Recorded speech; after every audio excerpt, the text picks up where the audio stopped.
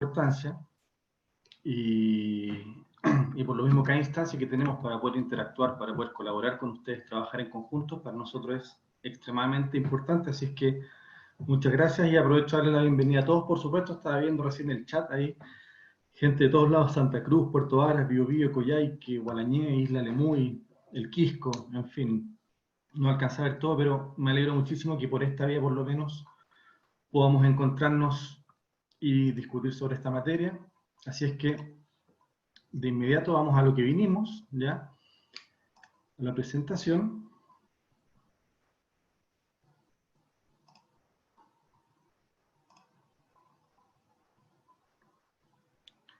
Y si me dan un segundo.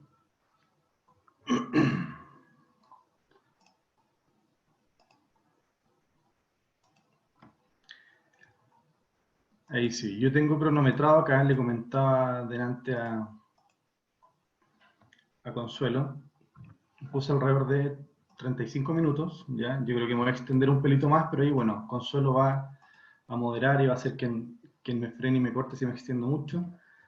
Pero la idea es que podamos aprovechar esta jornada al máximo y que después ustedes puedan, por supuesto, realizar todas aquellas preguntas que estimen necesario.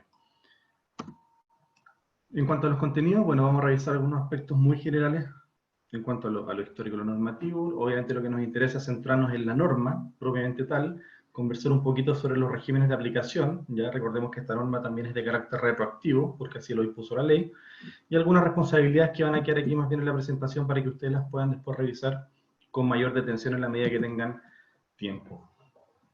Siempre nos interesa, cuando comenzamos a conversar sobre esta normativa, comenzar un poquito con esta reseña del artículo primero de la Convención sobre los Derechos de las Personas con Discapacidad de las Naciones Unidas, porque cuando hablamos de accesibilidad universal o cuando hablamos de esta normativa, no hay que perder de vista que a diferencia de otras normas técnicas, esta norma tiene un fuerte enfoque de derecho, ¿ya?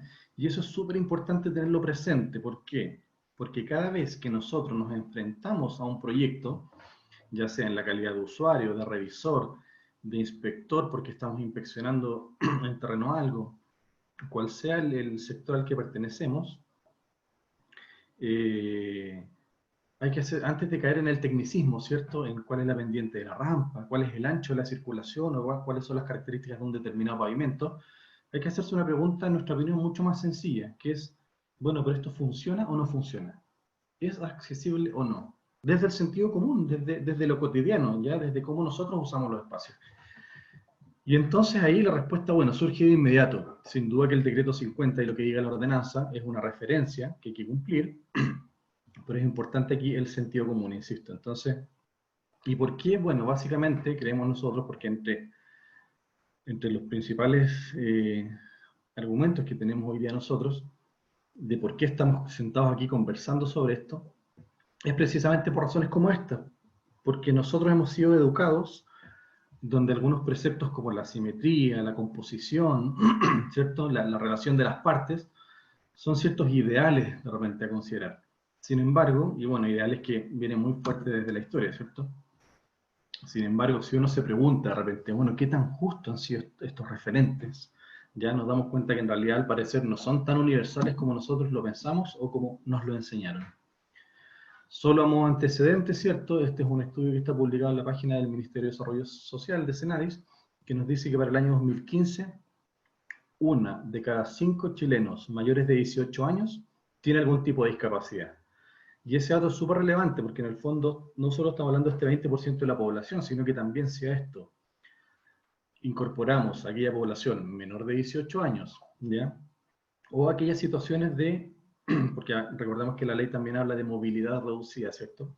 E incorporamos aquellas situaciones de movilidad reducida, como puede ser, por ejemplo, una mujer en estado de embarazo o de puerperio, una lesión transitoria, ¿cierto? Uno mismo que juega de repente a la pelota el fin de semana y se lesiona y tiene que estar 2 semanas con una bota, en fin, nos damos cuenta que este porcentaje es bastante mayor y en consecuencia es un antecedente muy relevante a tener en consideración. Aquí hay un pequeño barrido desde el año 80 hasta el año 2010, de cuál ha sido un poquito la evolución en la comprensión de la discapacidad en cuanto al ámbito normativo de nuestro país, ¿ya? Pero lo más relevante de esto, más allá de los decretos o leyes que hayan de por medio, es como 40 años atrás, y digo 40 porque si bien la ley 20.422 es del año 2010, pero ya estamos en el 2020, aunque este año no lo hayamos usado mucho, ¿cierto? Como dicen por ahí. Pero en estos 40 años, de pasar de una persona que era sujeto de asistencia, hoy día estamos hablando de una persona que es sujeto de derechos. Y eso es importantísimo, porque ustedes pueden ver aquí la evolución, ¿cierto? De una persona lisiada o minusválida. En el fondo, cuando uno se concentraba por esos días en la discapacidad, o en la condición de discapacidad de la persona, hoy día en realidad nos estamos enfocando en la persona en sí misma. Está bien, independiente si tiene una discapacidad, o también que en este caso tenga movilidad reducida. Entonces, en ese sentido, es evidente que la ley 20.422 es un cambio de paradigma.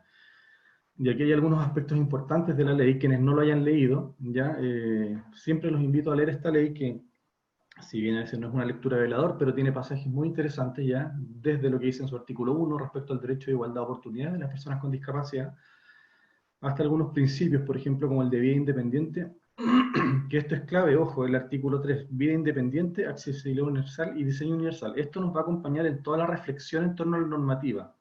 Vida independiente, o sea, no más asistencia, no más dependencia, obviamente en la medida de lo posible, en todas aquellas personas que pueden ejercer esa autovalencia.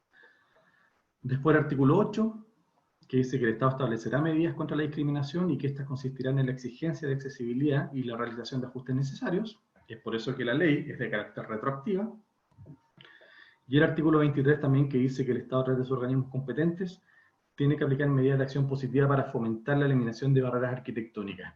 O sea, en ese sentido, un poco también el mandato de por qué nace el decreto 50. Y el artículo 28, que posiblemente su texto les sea familiar, porque hoy día se encuentra parafraseado en el artículo 417 de la Ordenanza General, que es el que nos habla un poco de las exigencias de accesibilidad en algunos tipos de edificaciones y también en espacios públicos como parques, plazas y áreas verdes.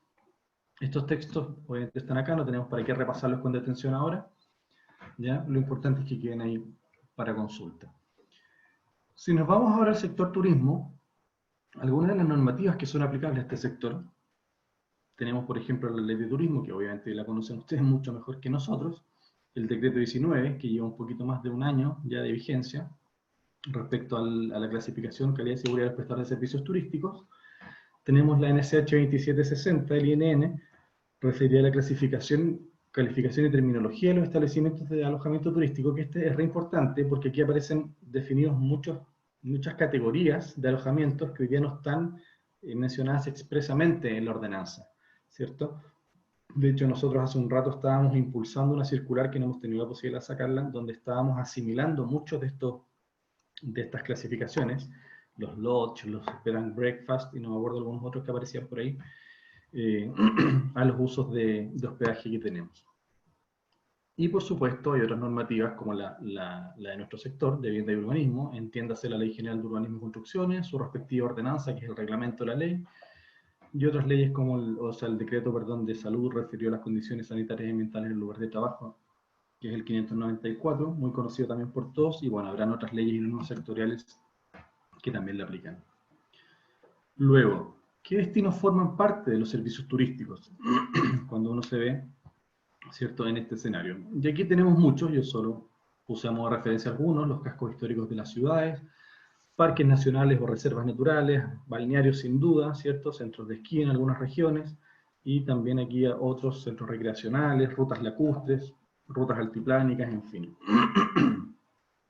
Luego, ¿qué establecimientos también son parte de estos destinos turísticos?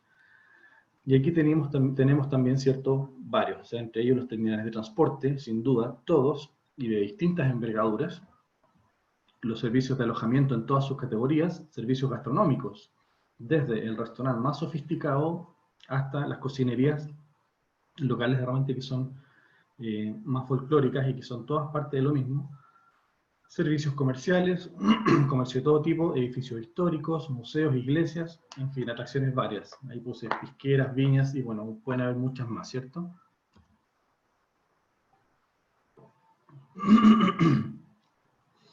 Entonces es en ese contexto que uno se pregunta entonces, bueno, ¿cómo dar respuesta a estas distintas necesidades? Y aquí yo hago el contraste de estas imágenes porque posiblemente nosotros estamos muy acostumbrados a la imagen del lado izquierdo, sin duda. Sin embargo, una vez en un taco me tocó encontrarme con esta imagen del lado derecho y no pude evitarme hacer una serie de preguntas que hice en relación con cosas esenciales, ¿cierto? ¿Esta persona hacia dónde va o de dónde viene? ¿Habrá encontrado las facilidades que necesitaba o tuvo que estar más bien recluida a cierto espacio por la falta de estas facilidades? En fin, toda esa reflexión que uno realiza en torno a estas situaciones, pero en realidad hasta que no lo ve, no se lo cuestiona. Y aquí tenemos una secuencia bastante desafortunada, diría yo, ¿ya? Siempre en el ámbito del turismo, sin duda. Aquí estamos en el Parque Metropolitano, en el teleférico, perdón, en el funicular, no en el teleférico, en el funicular, donde vemos que una persona para poder acceder a él requiere la asistencia de 4 personas más, 2 para que lo puedan cargar a él, ¿cierto? Y 2 para que puedan cargar en este caso las sillas de ruedas que sabemos que son bastante pesadas. Luego esta persona realiza el recorrido y arriba para poder bajar y para poder desembarcar exactamente lo mismo. Hay que esperar que toda la gente baje para poder recién asistirlo y permitirle que pueda bajar del funicular. Entonces en realidad es una imagen que es bastante fuerte, ya a rato bastante violenta, incluso denigrante en algunos casos. Entonces eso es lo que nos lleva a reflexionar. En ese caso específico también aparecen otros temas, para algunos, no necesariamente desde nuestra perspectiva, pero por ejemplo el hecho de que el funicular sea patrimonio, entonces hay quienes creen que porque son patrimonio cuesta mucho intervenirlo.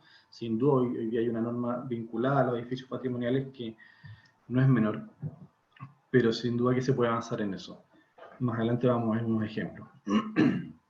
Y aquí entonces surge el decreto 50, ya un poco en respuesta a lo que veníamos conversando, el cual, como ustedes pueden ver acá, incorpora vocablos, estándares, algunos nuevos requisitos a la tramitación, facultades a la dirección de obras en términos de la fiscalización, y algunas otras disposiciones transitorias.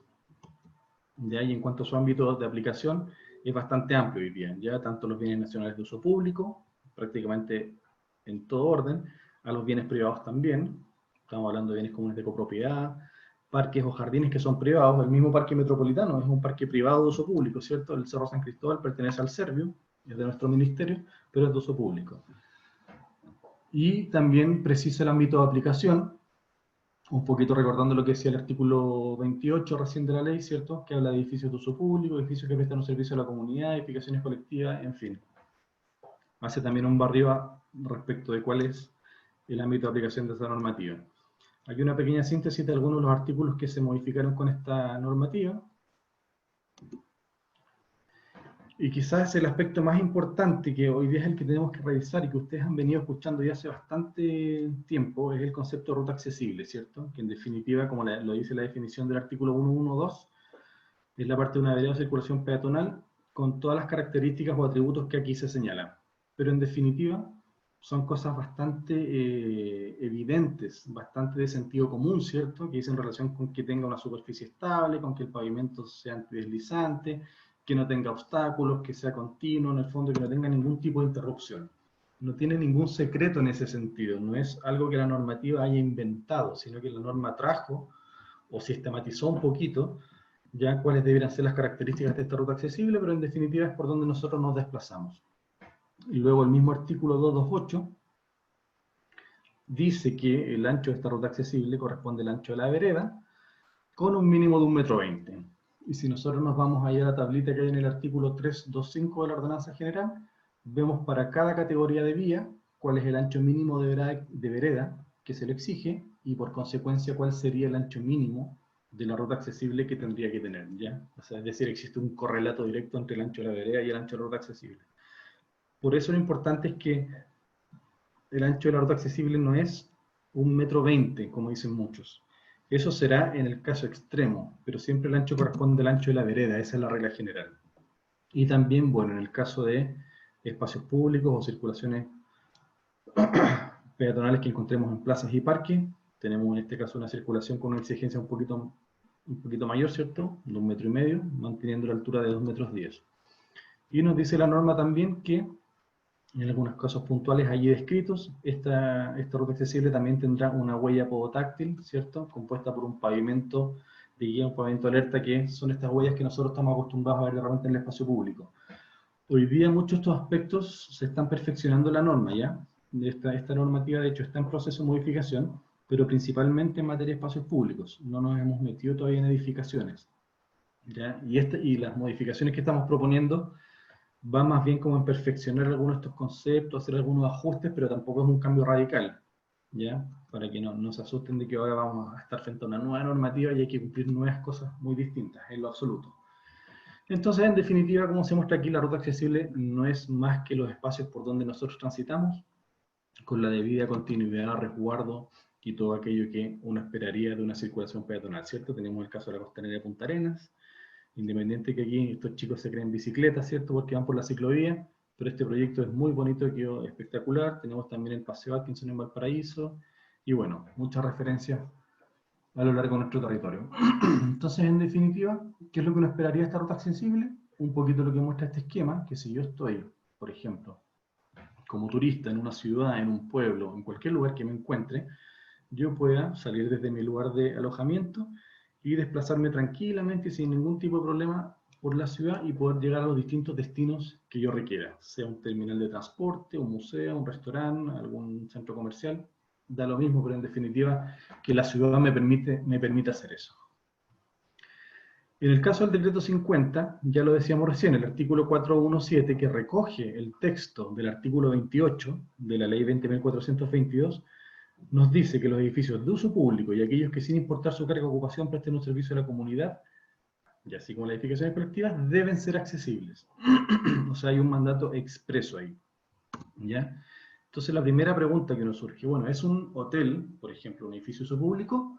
Veamos. El artículo 112 de la ordenanza nos dice que edificio de uso público es aquel con destino equipamiento, cuya carga o ocupación es superior a 100 personas. Y resulta que los hoteles no son equipamiento. Si nosotros nos vamos al 2125, que es uno de los tantos artículos que habla de los usos de suelo, nos dice que el tipo de uso de suelo residencial contempla preferentemente el destino de vivienda e incluye hogares de acogida y edificaciones y locales destinados a hospedaje, sea este remunerado o gratuito. Entonces uno dice, bueno, ¿cómo yo armonizo ese texto con las exigencias de accesibilidad? Y ahí es cuando nosotros hicimos una precisión en la circular de DU 351, en la que a partir de un dictamen de Contraloría, que ustedes lo pueden buscar y lo pueden revisar con calma, hacemos una asimilación y entendemos que un edificio que presta servicio a la comunidad, en definitiva, es un edificio que presta atención de público.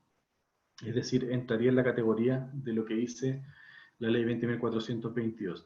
Y es bastante obvio, porque en el fondo un hotel, las cabañas, cualquier tipo de hospedaje, su única vocación es recibir gente, o sea, ese es su sentido de ser, no tiene ningún tipo de vocación distinta, entonces esto es totalmente inapelable. Y luego, ¿qué nos dice el artículo 417? Bueno, que este tipo de edificaciones que hablábamos debe contemplar una ruta accesible que conecte espacio público, accesos del edificio, unidades o recintos de uso público, vías de evacuación, servicios higiénicos, estacionamientos para personas con discapacidad y ascensores que sean parte de la ruta. Luego, si este esquema lo llevamos, por ejemplo, al caso de un hotel, podemos encontrarnos el siguiente ejemplo, ¿cierto? Que es que todos aquellos recintos que deben estar conectados a la ruta accesible son aquellos que de una otra forma le prestan servicio a los pasajeros.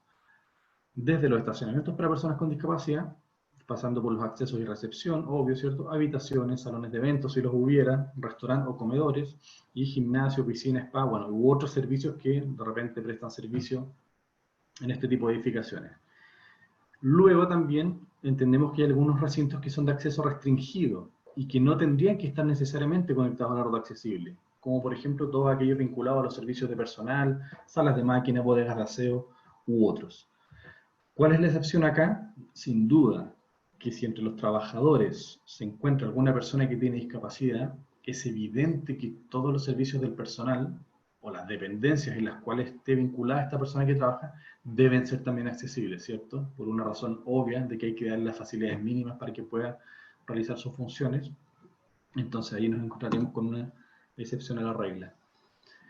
Aquí hay un esquema que nosotros utilizamos en la circular de DU 351, refería a vivienda, pero que nos sirvió muy bien para dar un ejemplo, en este caso lo llamamos complejo turístico, como ser cabañas, ¿cierto? U otro tipo de unidades, donde en definitiva uno ve que están todos los servicios que prestan, todos los recintos que prestan servicio a los pasajeros, y cómo esta ruta accesible, hoy día graficada en color rojo, debe conectar desde el espacio público hasta cada una de estas unidades, estacionamientos o cuales sean los servicios que presta en este caso este complejo.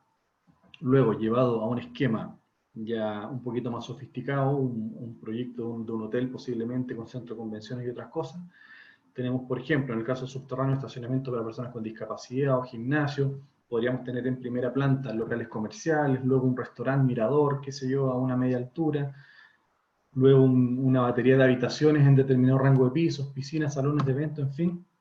Y lo que tenemos entonces es que la ruta accesible sin duda tiene que conectar todos estos recintos. ¿Ya? Eso hoy día es algo inapelable. A continuación tenemos el artículo 4914, ya en la ordenanza general, que pertenece al capítulo 9, cierto, referido en este caso también en el título 4, hoteles residenciales, hogares y hospederías, donde hay un mandato bien expreso que dice que todo edificio destinado a hotel con capacidad de más de 25 habitaciones o más de 50 camas deberá, no es un podrá, es un deberá, consultar al menos una, no solo una, al menos tiene que ser, una habitación con acceso y un baño privado habilitado para el uso de personas con discapacidad. O sea, aquí, más claro, como decimos nosotros, echarle agua, ¿cierto? El mandato es expreso. Y luego nos dice este artículo que este dormitorio, bueno, debe cumplir con los requisitos que dicen los numerales 5, 6, 7 del artículo 642 de la ordenanza. Y algunas también descripciones para el baño. Lo vamos a ver un poquito más adelante. Y luego nos dice también algo bastante obvio, que es este dormitorio debe estar conectado a la ruta accesible, ¿cierto? Y que a través de ella se debe conectar en el fondo con el resto de la edificación, entiéndase la recepción, vías de evacuación, acceso principal, en definitiva, todos aquellos servicios que veíamos un par de láminas más atrás que debieran estar conectados a la ruta accesible. Y también nos dice este artículo que aquellos hoteles que tengan piscinas ya deben contar con dispositivos adecuados para que las personas con discapacidad accedan a ellas. ¿Ya? Y también pone algunas exigencias de camarines que están muy vinculados obviamente a los espacios de giro de las sillas de ruedas, que es lo que nosotros hoy día conocemos en la mayoría de los baños. En el caso del artículo 642 no nos vamos a detener en este texto, pero básicamente lo que nos interesa es revisar el caso numeral 5, porque el artículo anterior nos referenciaba a este, al 642, en materia de vivienda, y nos dice un poco cuáles son los parámetros mínimos con los cuales debemos resolver un dormitorio, ¿ya? En el caso que tengamos una cama, dos camas, si tenemos un pasillo lateral o frontal, en definitiva, esto sin duda es solo a modo de ejemplo, hay muchas alternativas más, pero nos da ciertas luces respecto a lo mínimo que uno debiera tener. Y también nos da algunas exigencias de closet respecto a las barras, los cajones, en fin, a la altura que estos deben tener para que sean accesibles. Y en el caso del numeral 7, bueno, habla más bien, aquí no aparece el esquema, pero habla más bien de las características de un baño accesible, que son los baños que nosotros hoy día ya conocemos, ¿cierto? Con el mismo radio de giro de 1,5 metros. Y aquí es importante en el tercer punto que dice instalación de artefactos y accesorios conforme al numeral 7 del artículo 417. Eso en realidad es numeral 6. Hay un error ahí en el texto de la ordenanza que hoy día estamos aprovechando de corregir ese número ahí en la modificación que estamos haciendo. Exigencias también referidas a los estacionamientos para personas con discapacidad, dependiendo de la cantidad total de estacionamientos que tenga el proyecto. Recordemos que los estacionamientos los fija el instrumento de planificación territorial, ¿cierto? Es el plan regulador el que dice qué cantidad de estacionamientos debe tener cada tipo de proyecto. Pero al margen de esa regla general, aquí hay una regla específica para el caso de los estacionamientos para personas con discapacidad, que es el clásico tipo de estacionamientos que nosotros ya conocemos con una faja de servicio. Y aquí aparece una secuencia de imágenes en realidad que las vamos a ver bastante rápidas, que dicen relación con las cosas que nos encontramos en el día a día, ¿cierto? Circulaciones sin los rebajes adecuados, o con algunas veredas que son realmente un desastre, o grandes escalinatas que nos impiden el acceso a edificaciones,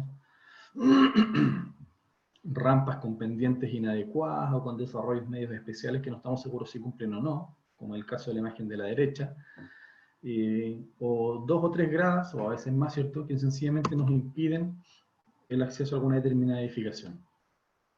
Esta imagen es la avenida Chacabuco, en la ciudad de Concepción, ya a poquitas cuadras del registro civil, donde vemos por un lado un desnivel que puede existir hoy día en la vereda, perfectamente, en el lado izquierdo, ¿cierto? Un pequeño nivel, pero ese desnivel debería salvarse con una rampa con una pendiente adecuada, porque así como está, además de que las características del pavimento son deplorables, pero ese desnivel además está fuera de norma. Y bueno, algo más sorprendente, pero que en realidad en nuestro país parece que Sucede bastante a veces cuando nosotros proyectamos en planta y alguien determina que en este caso un paradero de micro tiene que ir en ese punto, la persona va a terreno y lo ejecuta en ese punto.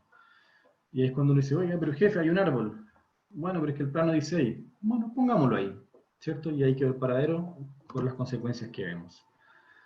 Rebajes de vereda que no son rebajes. Esto es aquí a un par de cuadras de mi casa. Yo vivo en la comuna de Ñuñoa, en Santiago.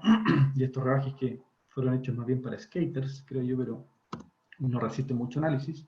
Y esto en realidad pasa en todos lados, ¿cierto? Aquí tenemos uno de los tantos accesos que tiene el balneario de Copacabana, en la ciudad de Río de Janeiro, donde tenemos un poste en la mitad del rebaje y de la ruta accesible, ¿ya? Y esto en general, sea donde ocurra, pero por lo menos en el caso nuestro, si sucede, no solo es un problema por razones obvias, porque eso quedó muy mal puesto, sino porque también trasladarlo después es otro gran problema. Ya los municipios funcionan mediante licitación para estas obras y una serie de cosas. Entonces, después llámese a licitación para mover 3 postes y 2 basureros. Esa licitación nunca se ejecutó. Entonces, ese poste estuvo ahí, como dice un colega por ahí, hasta el día del juicio final.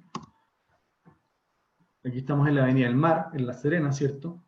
Donde tenemos una ciclovía espectacular, un paso de cebra, pero de pronto tenemos estas señales en el pavimento que no tenemos muy claro qué es lo que advierten. ¿Ya? Un pavimento que hoy día, de hecho, está fuera de norma, pero se está realizando en algunos pilotos del ministerio y estamos adecuando la norma para darle cabida a soluciones como esta. Sin embargo, aquí no tenemos muy claro cuál es el objetivo. En una vereda que no trae en sí una huella podotáctil aparecen estas señales.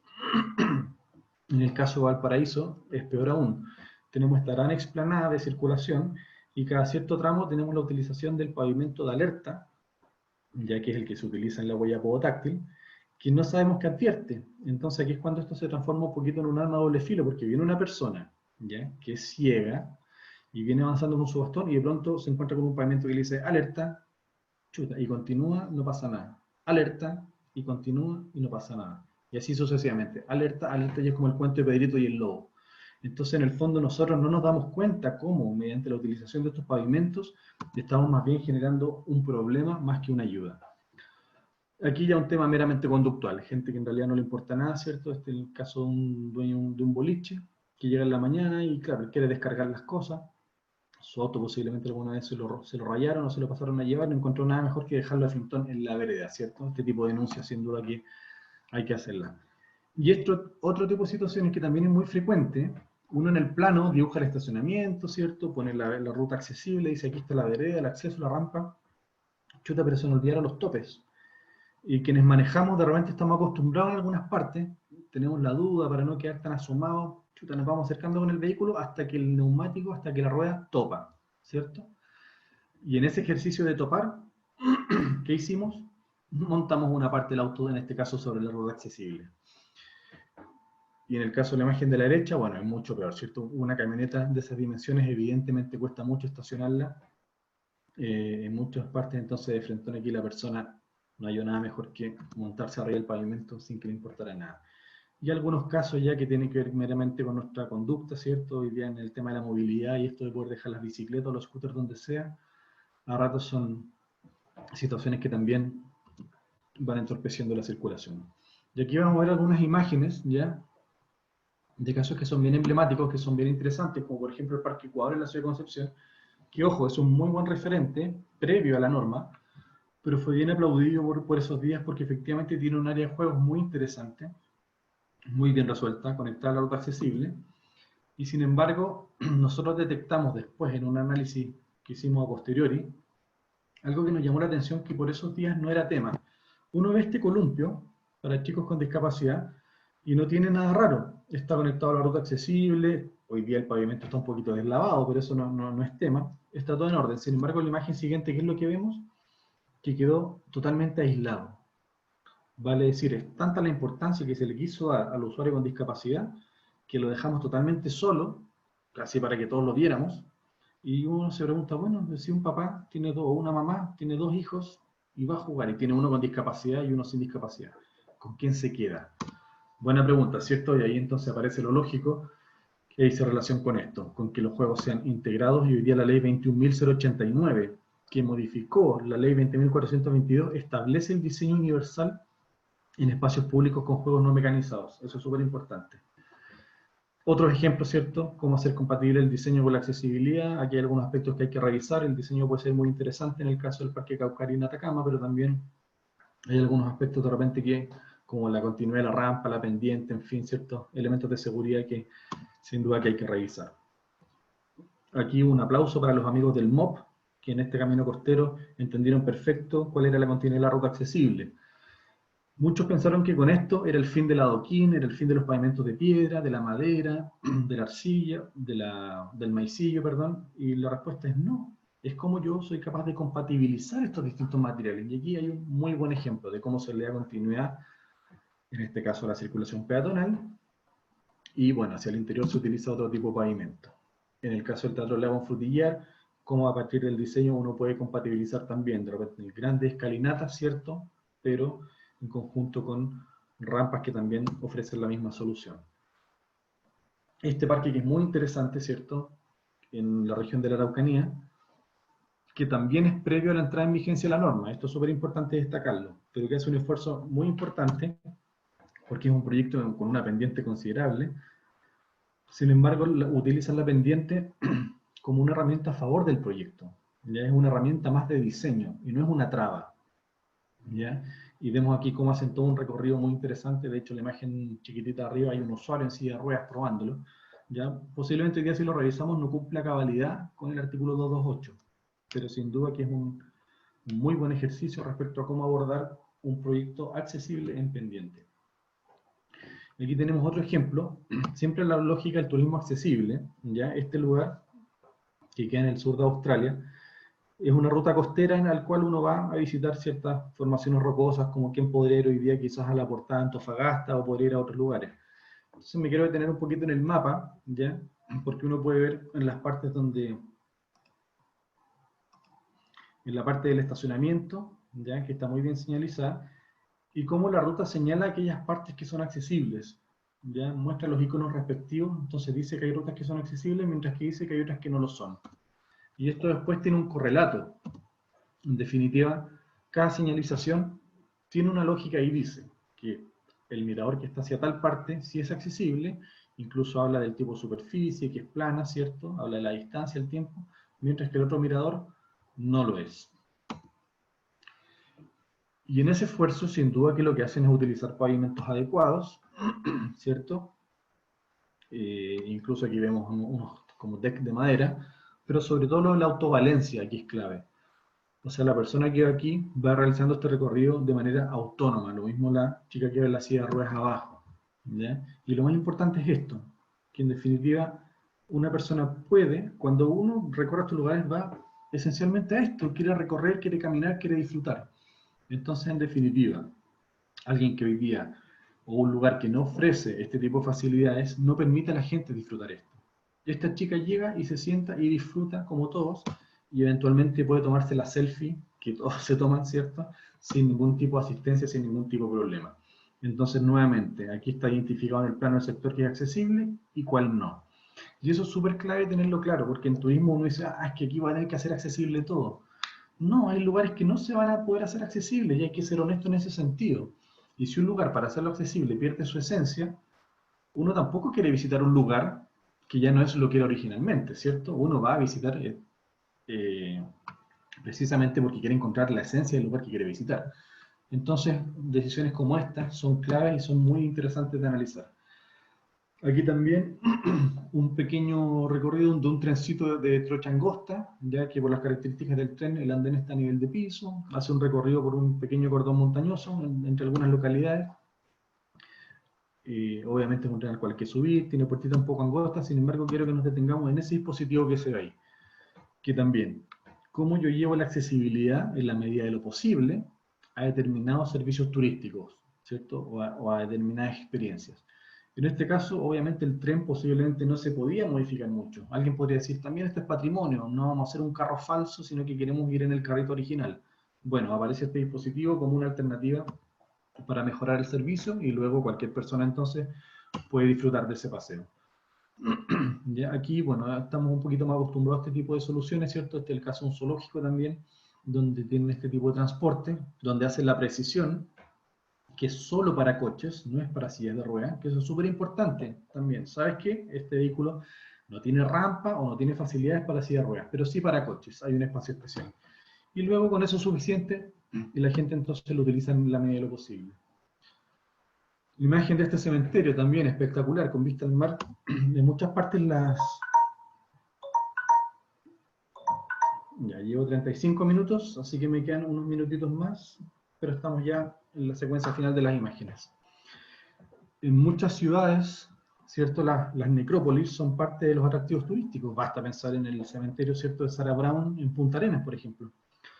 Y aquí tenemos cómo, entre el borde costero, ¿cierto?, y el cementerio, aparece toda esta ruta, toda esta huella, como ruta accesible, que sin duda, si uno ve la imagen hacia el fondo, es cierto, aquí aparecen gradas y escaleras por un tema topográfico, pero por el costado de acá el acceso es más bien plano. Quizás no se puede recorrer completo de un extremo a otro, pero quizás hay un porcentaje que sí se puede recorrer, ¿ya? Entonces luego la persona que tiene movilidad reducida igualmente puede tener este tipo de experiencias en la medida que esto se desarrolla bien. Algo bien particular, un skate park, que es algo, para quienes no practican skate, es algo que uno lo mira como a distancia, ¿cierto? Es el lugar donde se juntan los chicos a andar en skate. Sin embargo, para mí esta imagen era bien interesante porque el diseño del skatepark es universal. Entonces, independiente que haya sido pensado para un usuario específico, si una persona en silla de ruedas o incluso una persona con movilidad reducida quiere bajar y quiere ver cómo se ve el skatepark desde adentro, cómo son las curvas, de qué se trata esto, que puede ser algo tan novedoso para algunos, ahí está el acceso.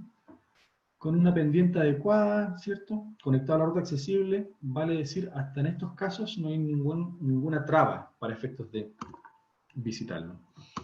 Las rutas accesibles en borde costero, que son muy comunes, es muy frecuente encontrar esto, ¿cierto? El encuentro realmente de ciclovías, lo veíamos recién en el caso de La Serena, de otra forma, pero el encuentro de ciclovías con circulaciones peatonales, donde a veces tenemos espacios compartidos y luego estos espacios a veces se bifurcan. Y aquí la señalización es súper importante porque a rato estas circulaciones conviven, sin embargo se vuelven a encontrar.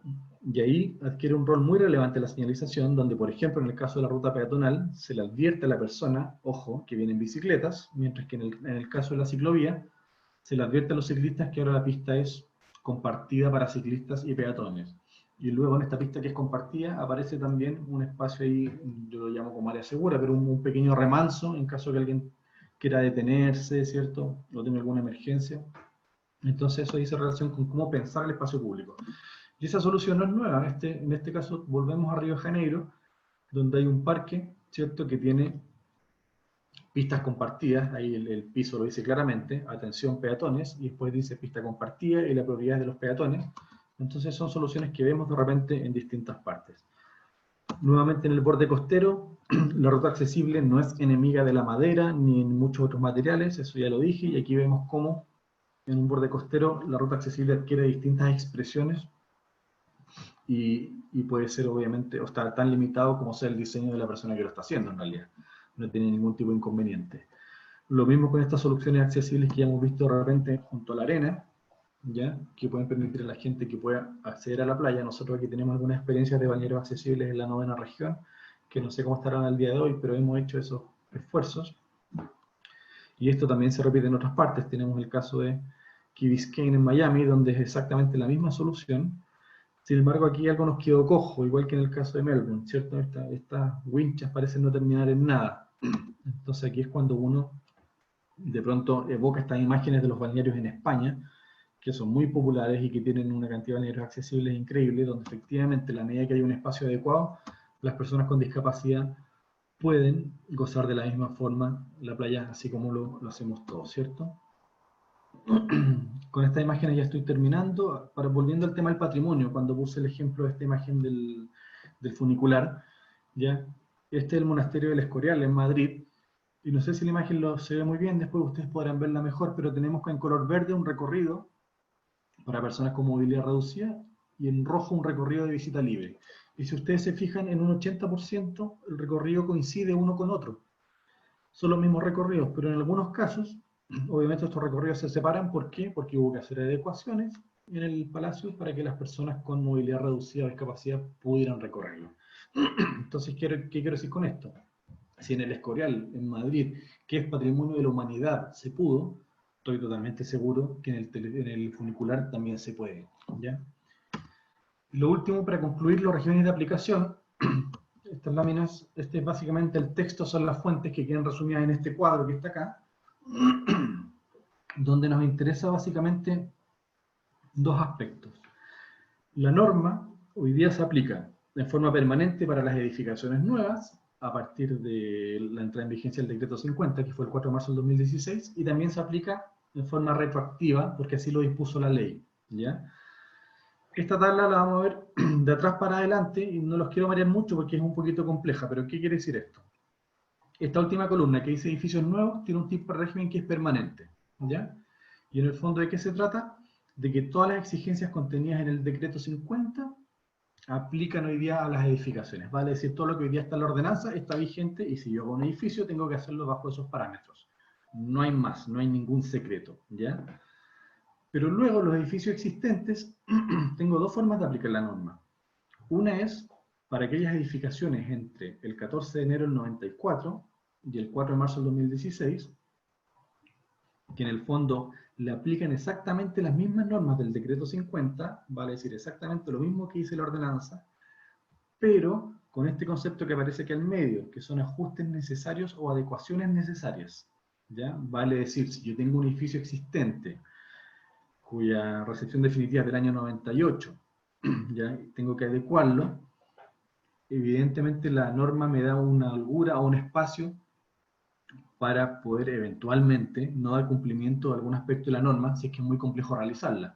Nosotros en la circular de DU 351 hablamos, por ejemplo, si tengo que destrozar un eje estructural completo para ensanchar un pasillo, eso podría ser una carga desproporcionada, ¿cierto? O si tengo que alterar completamente el funcionamiento de un edificio, trasladar gente para arriba, otros servicios para abajo y darlo vuelta entero para cumplir con la normativa, también podría ser eventualmente una carga desproporcionada. Hay ciertos criterios por ahí que uno podría aplicar para decir, chuta, ¿hasta dónde llego con la norma? Pero lo que sí es claro es que la norma dijo, usted, edificio existente, a partir de esta fecha, igual tiene que dar cumplimiento. Y luego las edificaciones anteriores, al 14 de enero del 94, ya que las exigencias de accesibilidad son las que están contenidas hoy día en el artículo transitorio de la ordenanza general. El único artículo transitorio que tiene la ordenanza, ya en la ordenanza ya son básicamente 3 artículos, el primero que tiene todo el texto, el segundo y el tercero que habla de ciertas fechas, y después viene un artículo transitorio que es distinto a las disposiciones transitorias, que están más al final. Ahí usted lo puede encontrar. Y esas son las exigencias de accesibilidad a las que debieran estar sometidas todas las edificaciones existentes previo a enero del 94. En cuanto a las responsabilidades, bueno, aquí básicamente habla un poquito de las direcciones de obra, la posibilidad que tienen hoy día de fiscalizar, ¿cierto? Las responsabilidades que tienen los municipios en términos de administrar los bienes nacionales de uso público, de dar cumplimiento a la normativa de urbanismo y construcción, y por supuesto la Contraloría, que siempre está encima de todos nosotros, viendo que hagamos la pega. Así es que ese texto queda ahí para que lo revisen en algún momento. Y para concluir, estas son las 3 circulares que hemos emitido a la fecha, la de DU 351, la 395 y la 402, las cuales se encuentran vigentes y disponibles en nuestra página web, y si no a través de las respectivas Ceremis MIMBU, ustedes las pueden obtener también en cada región si es que no irán con ellas. Así es que las dejo como referencia por si necesitan consultar algunos aspectos. En el caso de la 351 es una que es bastante más extensa porque abordó la modificación del decreto 50 en general, y las últimas dos son un poquito más específicas por consultas puntuales que llegaron, en un caso sobre la ruta accesible y otra sobre las rampas en las vías de evacuación. Y con eso terminamos, y ahora vamos a dar espacio entonces para que podamos ir a las preguntas, Consuelo. Muchas gracias. Muchas gracias, Juan Pablo, como siempre, desde el Ministerio de Vivienda y Urbanismo, muy claro, y nos acerca, ¿no es cierto?, un poco más a lo que es esta normativa y sus exigencias, también su terminología técnica, que a veces no estamos tan familiarizados, los que no somos arquitectos sobre todo, y nos cuesta un poco más entender esto, nos facilita la comprensión de la normativa. Tenemos varias preguntas y comentarios respecto a lo que nos has mostrado hoy día, al decreto 50, que van en relación a los espacios, y yo creo que aquí es bueno que vuelvas a recalcar lo que se entiende o lo que tiende a enfocarse como edificio público o espacio de uso público. Por ejemplo, acá Julio Cuevas nos menciona, pero dependiendo de la carga de ocupación, ¿podría ser edificio público? Ahí nos faltó un poco la pregunta, ¿no es cierto? Pero yo creo que va en ese sentido, y también él hace una pregunta de las dimensiones de las piscinas y las exigencias de accesibilidad. A ver si nos puedes comentar un poco de eso. Sí, sin duda.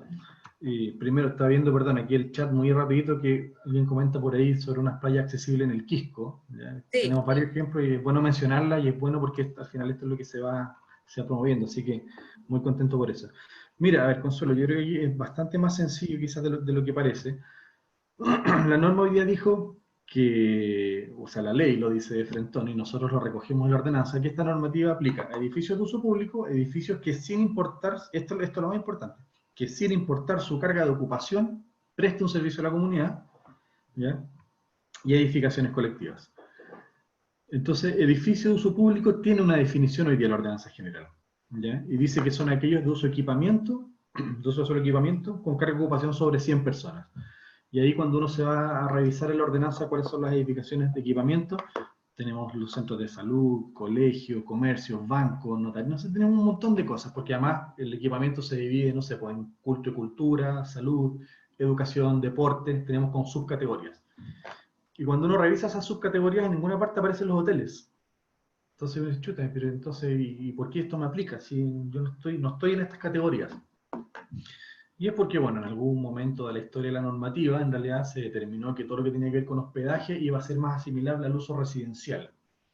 Porque quizás por sus características, ¿cierto?, los edificios son más asimilables. Entonces la edificación de uso público podemos dejarla un poquito de lado. ¿Qué es lo que sí entra? En los restaurantes, por ejemplo. Un restaurante sí es equipamiento. Si ustedes lo buscan ahí en la ordenanza, sí lo van a encontrar en este medio. Pero luego cuando nos vamos a un edificio que presta un servicio a la comunidad, ahí nos damos cuenta que, entre comillas, la ley fue bastante más viva y dijo, ¿sabéis qué? Aquí vamos a tratar de meterlos a casi todos. ¿Por qué? Porque hoy día, no sé, un local chiquitito de 15 metros cuadrados en el centro de cualquier ciudad, de estos que venden, no sé, carcasas para teléfonos celulares, es un edificio que presta un servicio a la comunidad. Ese local nunca sería un edificio de uso público, bajo ninguna óptica, porque no califica. Pero es un edificio, entre comillas, que presta servicio a la comunidad. Entonces la normativa le aplicaría hasta cierto punto.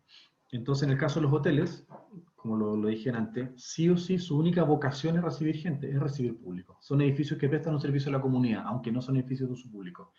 Y desde esa lógica, sin duda que toda esta normativa entonces es transversal a este tipo de edificaciones. Claro. Y ahí hay una pregunta de Vanessa Vargas que, bueno, tú también lo puedes ver ahí en el apartado de preguntas y respuestas. Dice, precisamente sobre el artículo 4.1.7, donde especifica que todo edificio de uso público y todo aquel que sin importar su carga de ocupación deberán ser accesibles. Y luego se señala en el 4.9.14 que aquí empiezan las especificaciones, ¿no es cierto? Que un hotel, si tiene más de 25 habitaciones o 50 camas, debería consultar con la accesibilidad. Ella pregunta si esto no se contradice. Ya. No, no hay, a ver, nosotros no vemos que exista algún tipo de contradicción. Hay que entender que el 4914 en el fondo es un artículo específico para el caso de los hoteles. Pertenece a un capítulo y lo que es la ordenanza en general, respecto de todos los artículos correspondientes a cada título específico, dice que las normas allí previstas obviamente prevalecerán por sobre las generales en todo aquello que no se contraponga. Entonces la regla general es el 417. Y dice usted va a tener que cumplir esto. Tiene que tener ruta accesible, tiene que tener ciertas dimensiones, tiene que conectar determinados recintos. Ahora, dicho esto como paraguas general, entonces cuando yo sigo revisando la ordenanza y llego al capítulo de los hoteles y hospedajes, me encuentro con este artículo que es más específico y que me dice que en ese tipo de hoteles, vale decir, con 25 habitaciones o más, o 50 camas o más, yo sí o sí voy a tener que tener una habitación accesible. Entonces, en el fondo, ¿qué quiero decir con esto? Nosotros podemos tener mañana un hotel que tiene 40 camas, ¿ya? O que tiene 18 habitaciones. Entonces alguien se va a lavar la mano y dice, entonces yo no soy accesible. No, señor, está equivocado. Lo que la normativa dice es que usted no tiene la obligación como lo dice ese artículo, de tener una habitación accesible. Sin embargo, en todo lo otro, usted igualmente tiene que ser accesible. Yo siempre pongo como ejemplo, el año pasado por esta misma fecha que andaba en Punta Arenas y me quedé en un hostal por ahí a media cuadra de la Plaza de Armas. Y ese hostal tenía una cafetería en primer piso, y esta cafetería sin duda que funcionaba también para la gente en el exterior, y tenía baños, y tenía, como es obvio, ¿cierto? Y ese hostal tenía 3 pisos, no tenía ascensor, y no sé si habrá tenido alguna habitación accesible, yo deduzco que no. Sin embargo, todo el primer piso igualmente era accesible. La recepción, bueno, estaba conectada la recepción con la cafetería, pero en el fondo tenía conexión desde el espacio público, los baños accesibles en primer piso, la recepción, y es porque esa cafetería entendió que la norma igual le aplicaba. Dijo, chuta, no tengo habitaciones, perfecto, no tengo habitaciones, o sea, no tengo 25 habitaciones, perfecto, no tengo la exigencia de tener una habitación accesible, pero en todo lo otro sí tengo que dar cumplimiento. Entonces, ojo con ese tema, porque la regla general es el artículo 417, ¿ya? Eso es súper importante.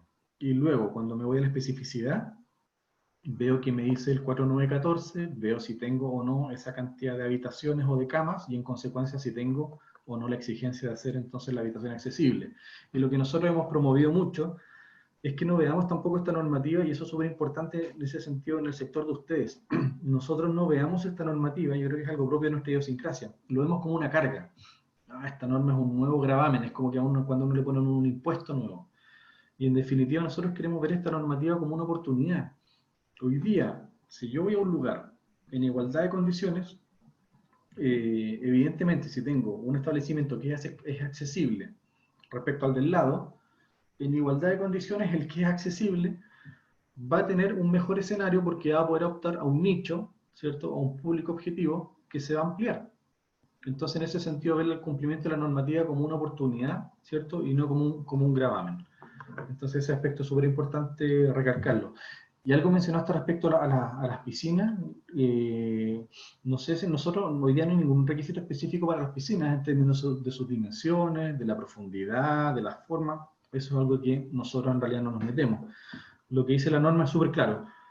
Usted tiene la piscina, va a tener que tener hoy día un dispositivo, ya que hay muchos hoy día en el mercado, accesible para que una persona pueda acceder a ella, sea un dispositivo mecánico o por ahí aparece en una imagen también una rampa, que obviamente eso es mucha mayor superficie, mayor espacio, pero siempre está la alternativa de desarrollar una rampa hasta el fondo de la piscina. Bueno, ya nos decías tú entonces que si bien la normativa establece que si tienes más de 25 habitaciones o 50 camas, deberías tener al menos una habitación accesible, y en todo caso, de igual manera tienen que cumplir entonces con la ruta accesible, que es el poder entrar y acceder y recorrer, ¿no es cierto?, estos espacios de uso público. Y lo vuelvo a recalcar porque nos hacen de nuevo la pregunta aquí la Ginita Rubio de Araucanía, que en términos generales, ¿cuáles serían las obligaciones de los establecimientos de alojamiento, hospedaje más pequeños, no hoteles, que deben tener sí o sí? Yo infiero, de acuerdo a lo que tú nos comentas entonces, que es la ruta accesible, la deben tener sí o sí. Exacto, o sea, la ruta accesible sin duda. Y aquí es importante, nos han hecho la pregunta en otras oportunidades. Yo tengo un hotel de 2 pisos, por ejemplo, ¿ya? Con 28 habitaciones y no tengo ascensor. Entonces, ¿estoy obligado a poner ascensor? La respuesta es no. No está obligado a poner ascensor. Lo que la norma dice es que usted tiene que tener un dormitorio accesible. Entonces la pregunta, ¿usted tiene dormitorios en primer piso? No, no tengo, porque en realidad tengo comedor, gimnasio, etcétera, etcétera, pero bueno, vea usted cómo lo hace ahí.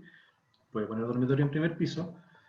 Si no, puede ejecutar una rampa si tiene espacio suficiente como para poder desarrollarla. Y si no, bueno, entonces tendrá como última alternativa que poner un ascensor, pero porque hay un mandato de la norma que no le pide ascensor, que lo que le pide es un dormitorio accesible. Eso también es súper importante porque es distinto, obviamente, un hostal, un hotel en el centro de una ciudad, en un lugar consolidado, compacto, con escasez de terreno, de repente, no sé, por lo que puede ser un hostal en San Pedro de Atacama, o de repente un lodge en el sur, donde tienen mucho más terreno en ocasiones, estos que están más afuera de la ciudad, ¿sí?, que tienen más espacio, más terreno, y quizás tienen la posibilidad también de, no sé, ejecutar una rampa, y que además encima permite recorrer el entorno, permite apreciar el entorno. Entonces, esta norma tampoco es como la oda al ascensor, que en alguna parte, en algún momento nos pasó, como chuta, ahora ascensor para todo. Tampoco es así. Nosotros no liquidamos la madera, no liquidamos el maicillo, como lo dije, ni tampoco la piedra. Hay muchas alternativas y tampoco es la oda al ascensor, ¿ya? En muchos casos, quizás esa va a ser la solución. Y ojo, en el caso de edificaciones existentes, y ahí es importante calibrar la norma, cuando yo hablaba de estas adecuaciones que exige la ley, el ascensor podría ser una carga desproporcionada. Nosotros lo vimos en el caso de Mineduc, con los jardines infantiles, que hoy día se habilitan muchos jardines infantiles en viviendas sociales, en sectores residenciales, donde esas viviendas, de repente, el avalúo fiscal de la vivienda, no sé, son 6, 8 millones, y el ascensor vale 8 millones. Y uno dice, chuta, y más encima, si yo hago una rampa, ahí sí que me como todo el jardín y todo el patio, el jardín infantil no me sirve, me quedo con un jardín sin patio, es un desastre. Entonces ahí sí aparece el concepto de carga desproporcionada, y lo hemos conversado con algunas direcciones de obra, y lo hemos conversado, insisto, con Mineduc, porque es bajo qué argumento yo utilizo esta expresión de carga desproporcionada. Nosotros no tenemos la fórmula mágica, ¿ya? Pueden haber distintas alternativas, pero siempre está la opción de ir, y al final del día es el director de obra quien lo decide, eso es súper importante. Yo tengo la opción como propietario de ir y decir, ¿sabe qué? Yo estoy dispuesto a hacer todas estas adecuaciones. Estoy dispuesto primero porque la ley me lo exige, así que lo voy a hacer.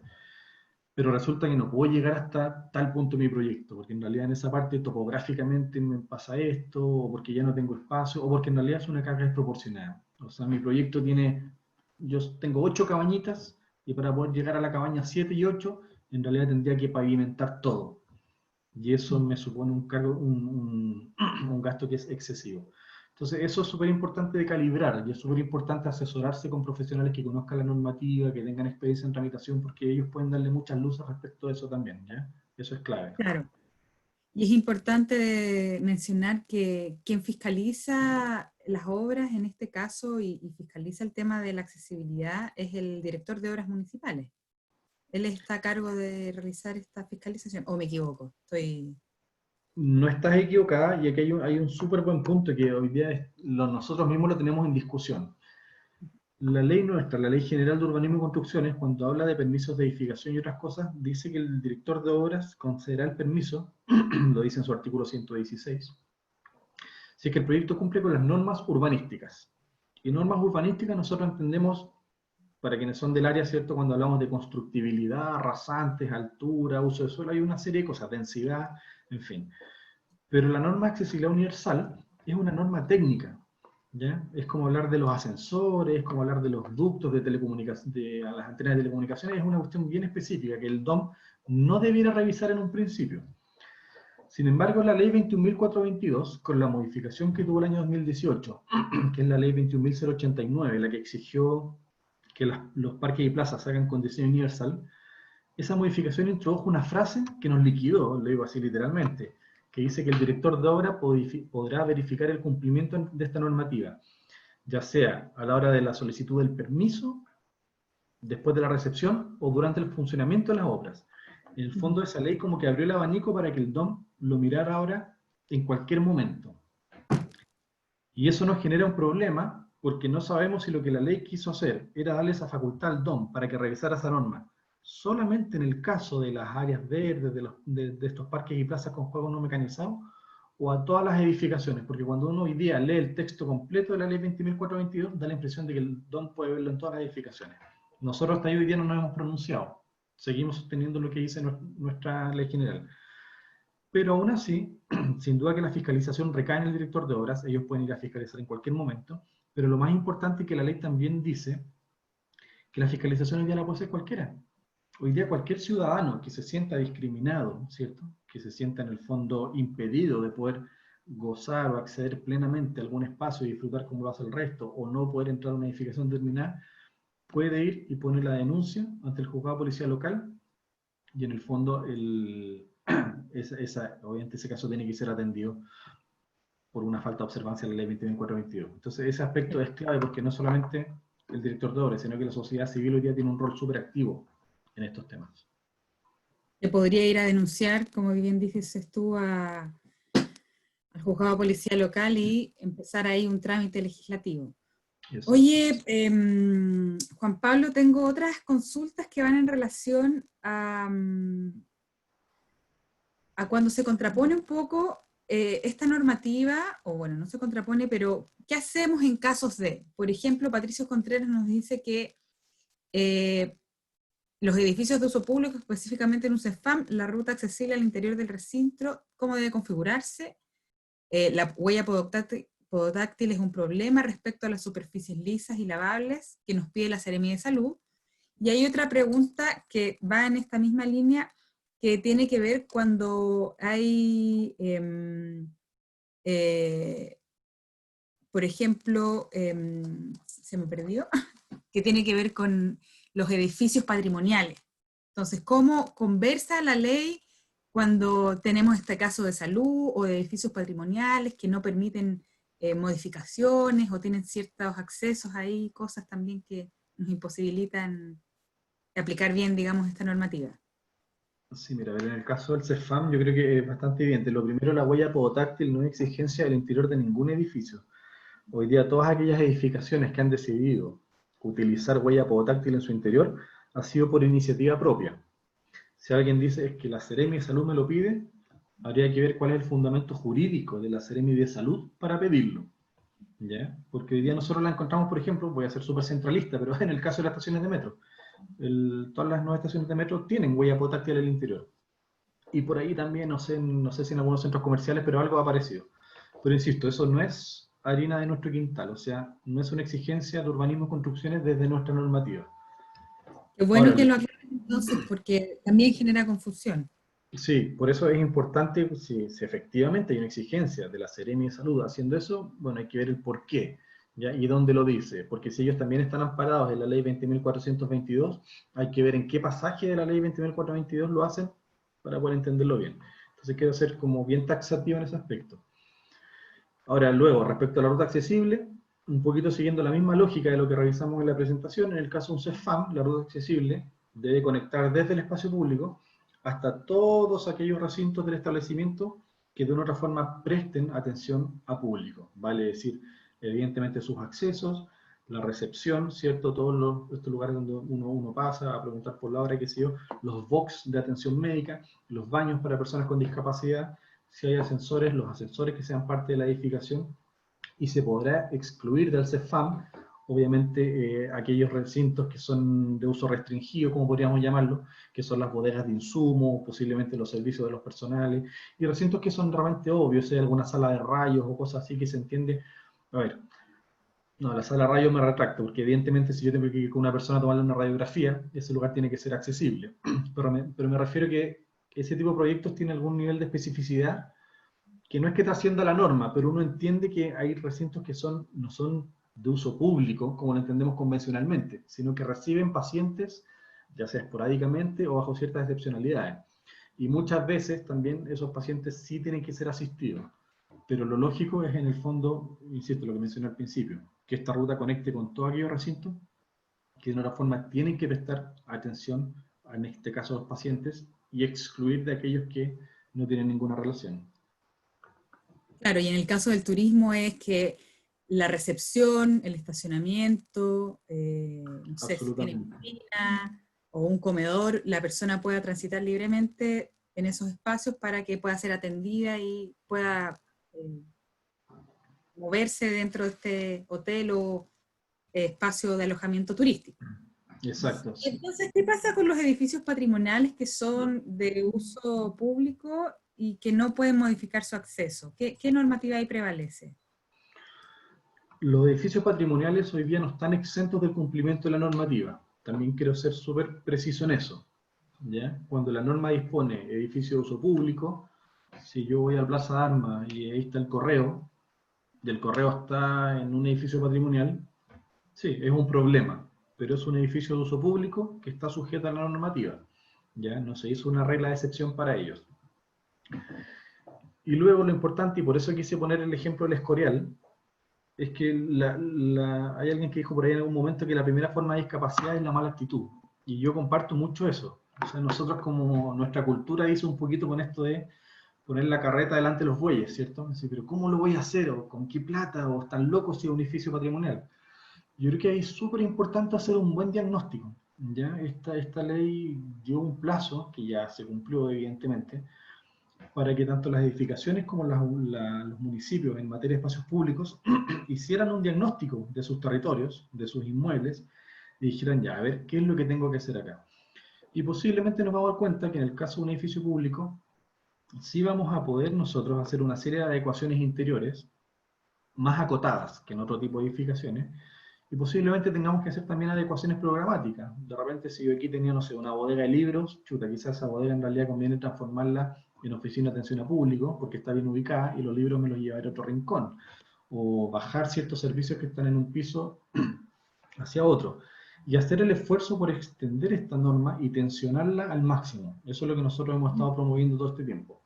Sin duda que vamos a encontrar escenarios en los que esta normativa no es posible desarrollar la cabalidad. O sea, precisamente, y nos ha pasado acá en Santiago, hay edificios que uno los mira y los recorre y por más que le da vuelta dice, no, sabes que aquí no hay por dónde. Y bueno, ahí surge entonces un poco esta expresión que hablamos delante, ¿cierto? De carga desproporcionada, de ajustes necesarios, donde uno también puede partir donde el director de obra y decirle, ¿sabe qué? Traté, pero en realidad aquí no tengo por dónde. Y si yo quiero poner un ascensor, tengo que echarme todo el núcleo estructural del edificio, o tengo, insisto, que demoler este eje estructural, o tengo que alterar la fisonomía completa de una edificación donde precisamente su valor patrimonial radica en su expresión estilística. Entonces ahí uno también puede entrar como a hacer esa justificación.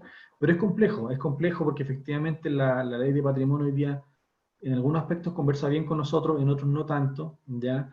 Y porque son trámites largos, entonces toda la gente quiere evitarlo. Nadie quiere entrar al Consejo Monumento a hacer una adecuación porque sabe que se va a demorar muchísimo.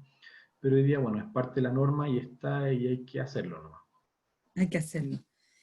Oye, ya nos quedan poquitos minutos para no quitarle más tiempo también a nuestros asistentes, espectadores, así que las tres últimas preguntas que tienen que ver, esta normativa se enfoca más en los espacios arquitectónicos, ¿no es cierto?, con la gente de movilidad reducida, pero ¿qué pasa con las discapacidades sensoriales? ¿La normativa establece, por ejemplo, mecanismos de emergencia o dispositivos de emergencia para personas sordas o personas ciegas? Como nos pregunta aquí Sheila Sánchez.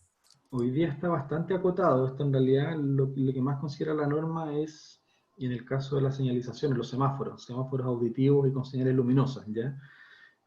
No se mete mucho en las edificaciones, por ejemplo, que las habitaciones tengan un botón de pánico o con luz o algo que los conecte con la recepción, que es lo que pasa en muchas partes.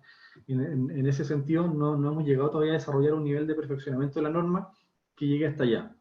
¿Ya? Entonces la respuesta hoy día categóricamente sería no.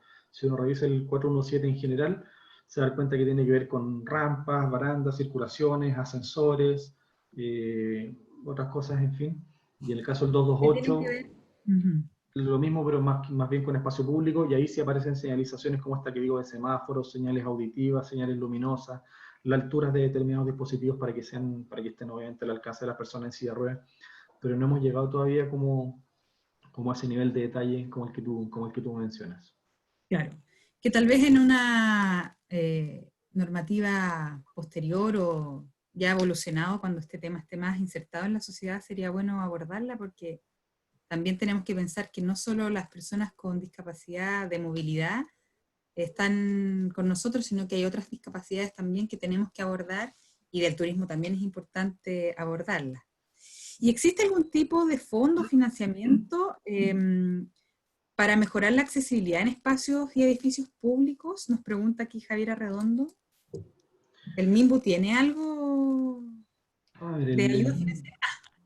sí, no, de hecho el mismo hoy día se encuentra desarrollando varios proyectos de ciudades inclusivas. Si hay gente de Iquique, recordarán ¿Sí? un par vial, no me acuerdo cuál es, que se hizo hace no tanto y se están extendiendo hacia otras ciudades también, Curicó, si no me equivoco, en fin. Que son proyectos básicamente, en este caso, de repavimentación. Ya no son grandes intervenciones, pero son proyectos de mejoramiento de veredas y calzadas con un sello inclusivo. Nosotros a través del mismo programa Quiero mi barrio también, muchas de las obras de confianza que hace este programa tienen que ver con la adecuación de espacios públicos, ya con la construcción de plazas y espacios donde están sometidos también a las normas de accesibilidad. Y mediante el programa Pequeñas Localidades también estamos tratando de apoyar inversión en lugares que están un poco más apartados, que son comunas de menor escala, que a veces les cuesta como llegar y donde generar como una sinergia en el aparato público para hacer converger las inversiones más difíciles. Entonces nosotros también ahí estamos tratando de focalizarnos para poner fondos concursables. Entonces hay algunas líneas ya, y bueno, por la línea de subsidio, precisamente nosotros tenemos también la posibilidad de mejorar realmente sedes sociales, canchas, camarines, cosas que son comunitarias, no necesariamente como cosas que pertenecen a la administración del municipio, sino más bien a veces a las juntas de vecinos o incluso algunas personalidades jurídicas de carácter privado.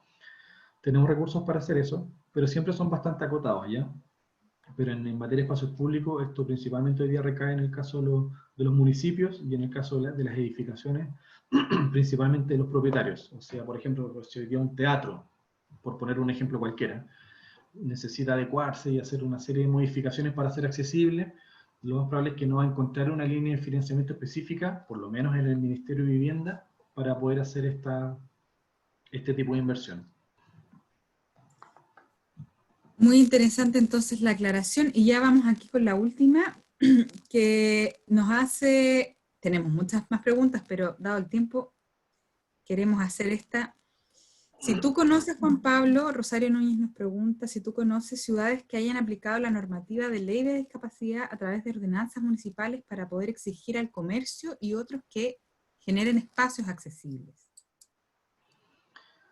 ¿Algún ejemplo internacional o en alguna comuna de Chile, si tú conoces algo?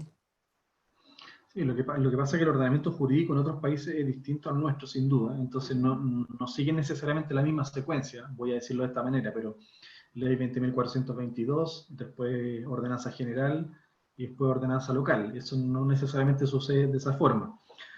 Para nosotros esto es un tema bastante tardío. En otros países, y ponía el ejemplo de España delante, esto es algo que se viene conversando hace muchísimo tiempo. Entonces, si hay casos, tendría que revisar con más calma, pero por ejemplo en mismo España, en Australia también sucede, donde mucha normativa local, a lo que podríamos entender que son los planes reguladores comunales, lo que pasa es que no son instrumentos equiparables, pero más o menos van en esa lógica, consideran aspectos de accesibilidad en su esencia. De hecho, muchos planes de desarrollo, por ejemplo en Alemania, tienen una metodología bien interesante. En vez de estar pensando como en la readecuación de un plan regulador, ellos buscan un territorio, ven cuál es la imagen objetivo de este territorio para los próximos 50 años, y en base a eso proponen un plan de trabajo. En vez de estar pensando como en la modificación de la norma, como en la frase, como en el apartado específico. Y en esa visión que tienen del territorio, también incorporan aspectos que tienen que ver en este caso con la accesibilidad universal o con el diseño universal. Entonces, hay algunos ejemplos, cuesta un poquito dar con ellos, porque insisto, no es fácil meterse sobre todo jurídicamente en la comprensión de estos aspectos. Pero España es un muy buen referente, además que bueno, toda su bibliografía está en nuestro idioma, así es que si uno escarba un poquito puede encontrar. Y claro, en el caso nuestro, ahí sí nos falta mucho, porque hoy día está el mandato de la ley, y en el momento en que está el mandato de la ley, damos por descontado que eso se tiene que hacer sí o sí, pero eso no motiva necesariamente a los municipios de repente a introducir estos aspectos en su ordenanza. Algunos municipios con mayor capacidad, como Providencia, estoy hablando de Santiago, como Providencia, como Vitacura, como Las Condes, con mayor capacidad, me refiero de personal y sin duda de recursos, porque eso también hay que decir precisamente, ¿ya?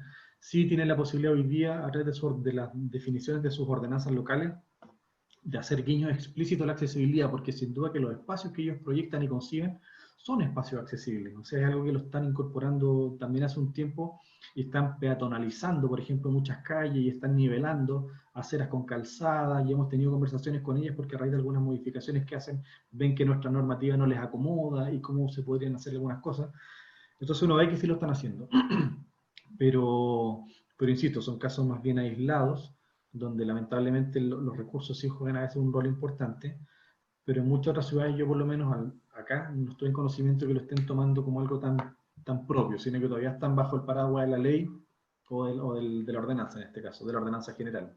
De la ordenanza general. Y entonces, ¿qué pasa, por ejemplo, cuando un municipio que cuenta con turismo inclusivo o tiene, por ejemplo, ya aquí el caso de Estación Central, Elizabeth Canio nos pregunta que la infraestructura en sí del edificio no cuenta con accesibilidad universal? Esta normativa ya es obligatoria desde marzo del año pasado o antepasado, no me acuerdo bien. Entonces, ¿de qué depende cumplirla? dice, dado que hemos presentado proyectos de mejoramiento y aún no hemos logrado implementar, salvo una rampa que compramos. ¿Cómo los municipios pueden, ellos mismos, desde in-house, desde sus municipios, empezar a cumplir esta normativa también? Bueno, ahí el dicho en casa raro, cuchillo de palo, ¿cierto? O sea, es evidente que hoy día uno va a una serie de edificios, sobre todo municipales o que prestan servicios básicos, y uno dice, oye, pero esto no cumple.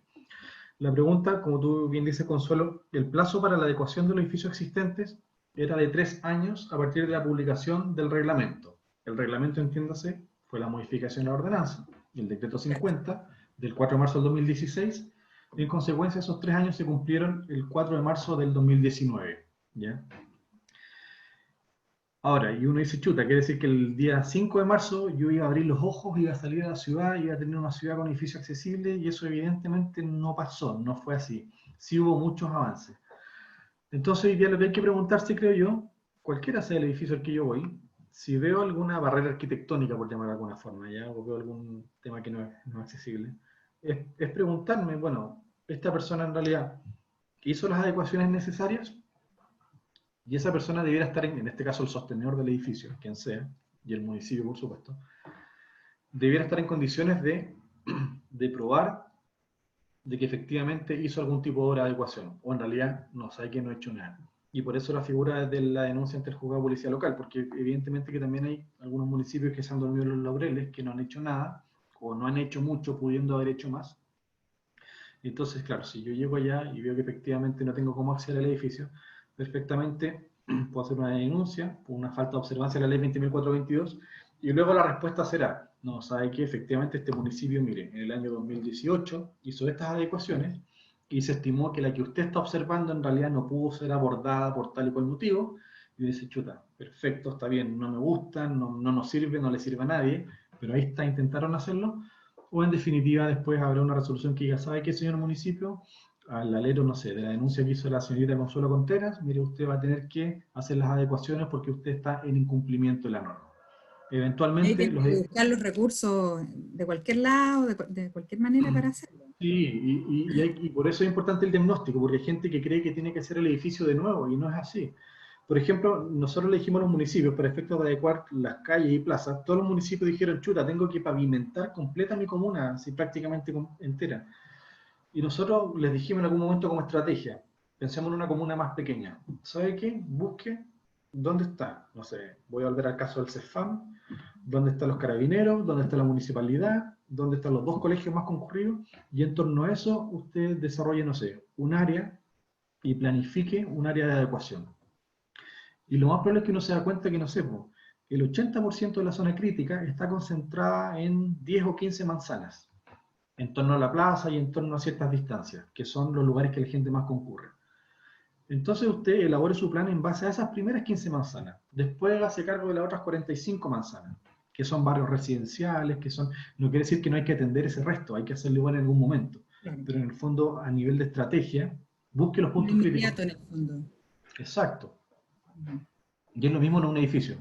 Es lo mismo en un edificio. Oye, qué interesante poder conversar contigo y ahondar más en esta normativa. Ya estamos pasadísimos en la hora, así que hasta aquí vamos a dejar tu presentación y tu orientación.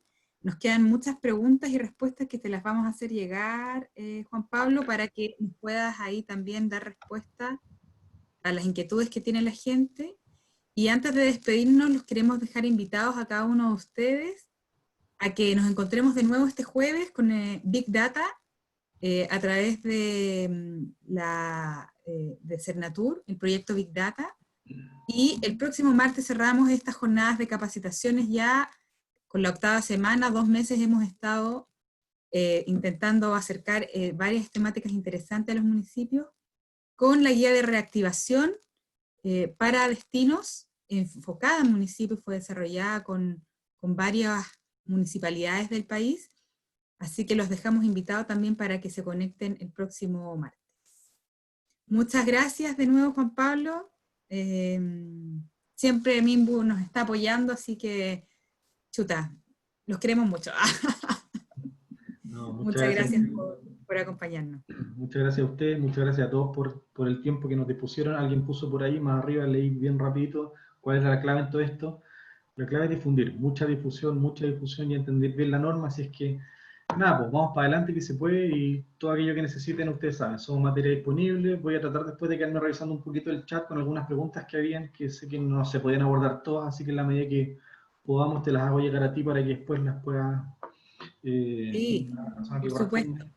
Y en el apartado de preguntas y respuestas, donde tú también lo puedes ver, hay varias preguntas que les podemos dar respuesta a posteriori, así que también te las hacemos llegar, Juan Pablo.